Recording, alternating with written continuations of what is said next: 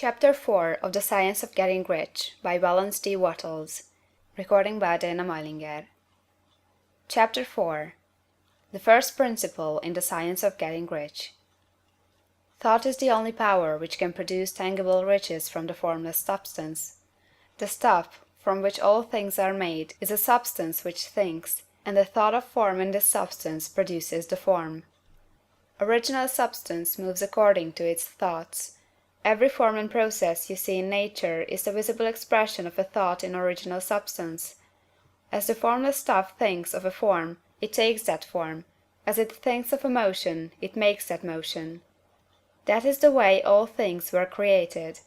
We live in a thought world, which is part of a thought universe.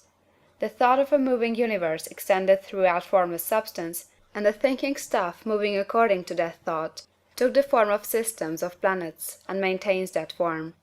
Thinking substance takes the form of its thought, and moves according to the thought. Holding the idea of a circling system of suns and worlds, it takes the form of these bodies, and moves them as it thinks. Thinking the form of a slow-growing oak tree, it moves accordingly, and produces the tree, though centuries may be required to do the work. In creating, the formless seems to move according to the lines of motion it has established.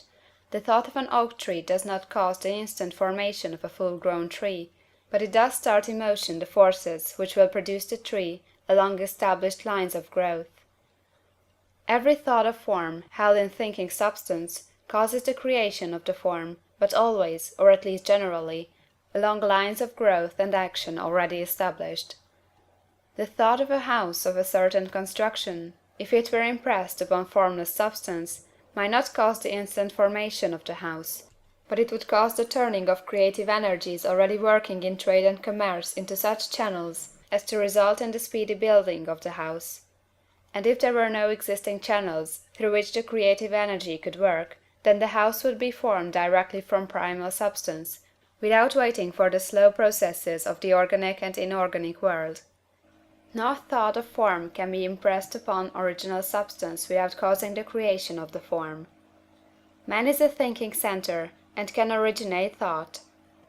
All the forms that man fashions with his hands must first exist in his thought. He cannot shape a thing until he has thought that thing. And so far man has confined his efforts wholly to the work of his hands. He has applied manual labour to the world of forms, seeking to change or modify those already existing.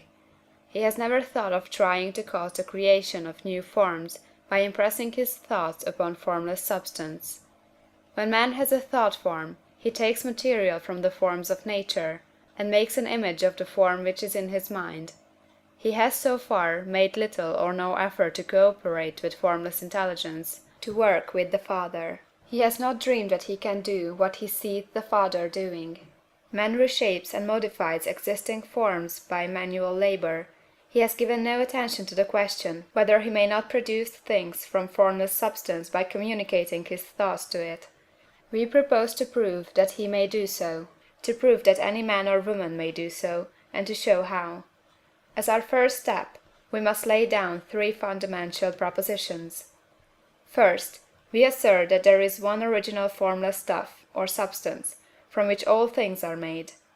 All the seemingly many elements are but different presentations of one element. All the many forms found in organic and inorganic nature are but different shapes, made from the same stuff. And this stuff is thinking stuff. A thought held in it produces the form of the thought. Thought, in thinking substance, produces shapes. Man is a thinking centre, capable of original thought. If man can communicate his thought to original thinking substance, he can cause the creation or formation of the thing he thinks about. To summarize this, there is a thinking stuff from which all things are made, and which, in its original state, permeates, penetrates, and fills the interspaces of the universe. A thought, in this substance, produces the thing that is imaged by the thought. Man can form things in his thought, and, by impressing his thought upon formless substance, can cause the thing he thinks about to be created. It may be asked if I can prove these statements, and without going into details, I answer that I can do so, both by logic and experience. Reasoning back from the phenomena of form and thought, I come to one original thinking substance, and reasoning forward from this thinking substance, I come to man's power to cause the formation of the thing he thinks about. And, by experiment, I find the reasoning true, and this is my strongest proof. If one man who reads this book gets rich by doing what it tells him to do, that is evidence in support of my claim.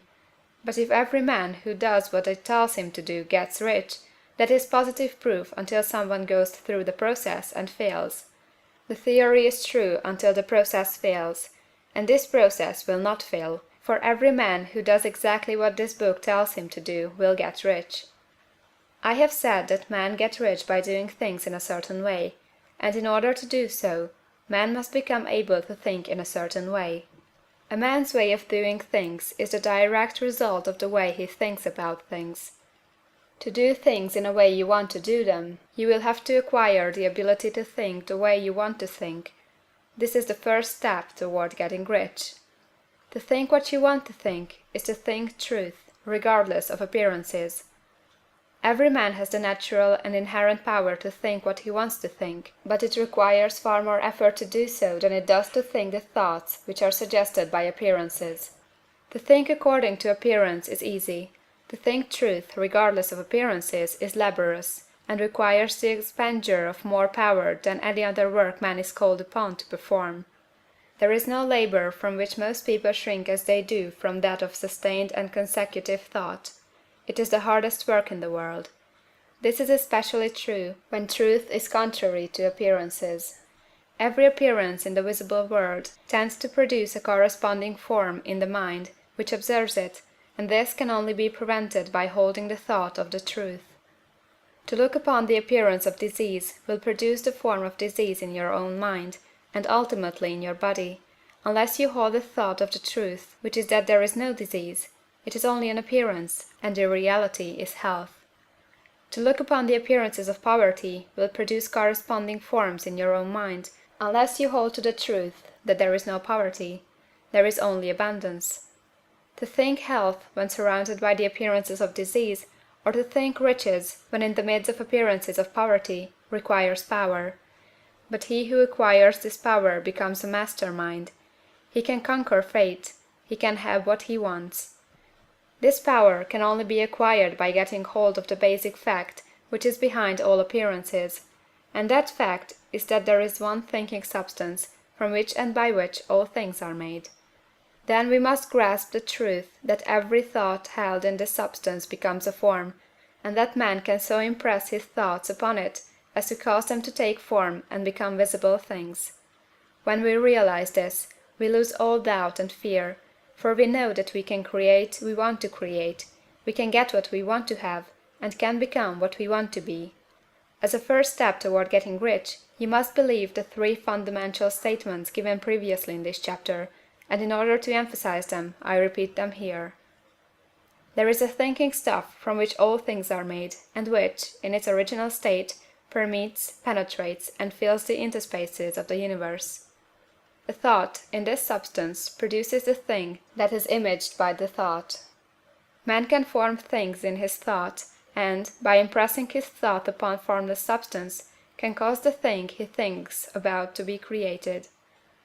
You must lay aside all other concepts of the universe than this monistic one, and you must dwell upon this until it is fixed in your mind, and has become your habitual thought. Read these creed statements over and over again, fix every word upon your memory, and meditate upon them until you firmly believe what they say. If a doubt comes to you, cast it aside as a sin. Do not listen to arguments against this idea. Do not go to churches or lectures where a contrary concept of things is taught or preached. Do not read magazines or books which teach a different idea.